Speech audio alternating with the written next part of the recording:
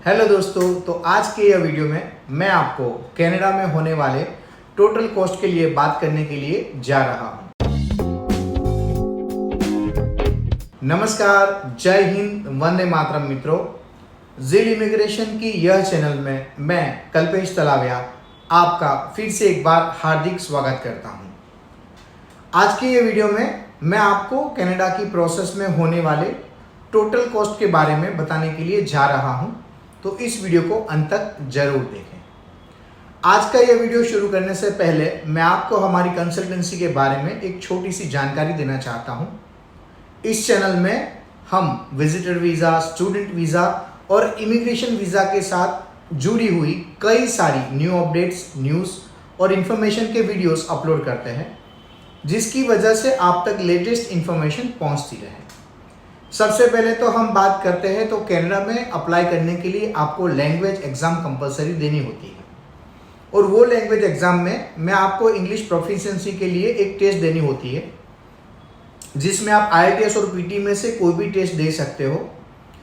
अगर आप यह एग्ज़ाम देने के लिए कोई कोचिंग लेते हो तो उसके लिए आपको कोई कोचिंग क्लासेस में फ़ीस पे करनी होती है, और उसके बाद जब आपको IELTS और PT की एग्ज़ाम देनी होती है तब आपको उनकी एग्ज़ाम फीस भी पे करनी होती है।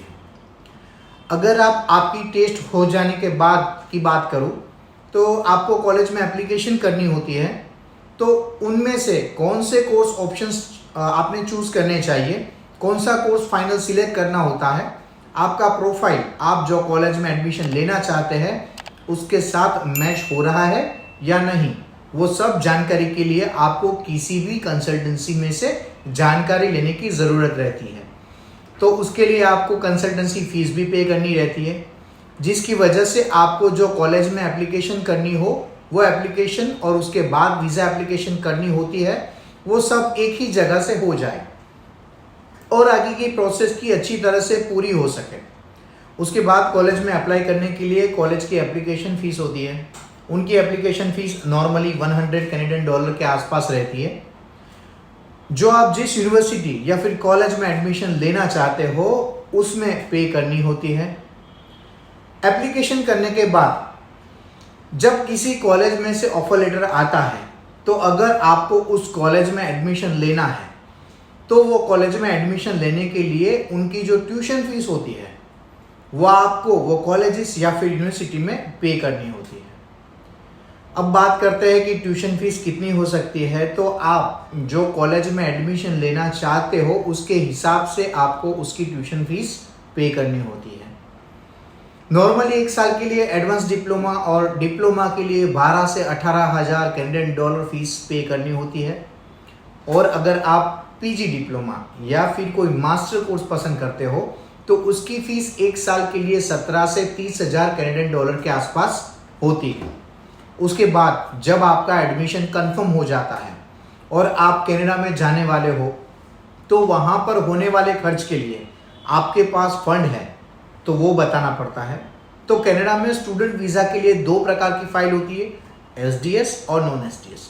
अगर आप SDS फाइल कर रहे हैं तो आपको कनाडा की बैंक में अकाउंट ओपन करवाना होता है, उसमें GIC पे करनी होती है, और GIC 10,200 कैनेडियन डॉलर की होती है। और इसके अलावा आप नॉन SDS फाइल रख रहे हो तो आपको GIC के अलावा दूसरे फाइनेंशियल डॉक्यूमेंट्स भी दिखाने पड़ेंगे, जिसमें आप लास्ट 3 साल के IT returns, property valuation report, current loan letter, bank statement या फिर सैलरी स्लिप, इनमें से कोई भी डॉक्यूमेंट आप दिखा सकते हैं।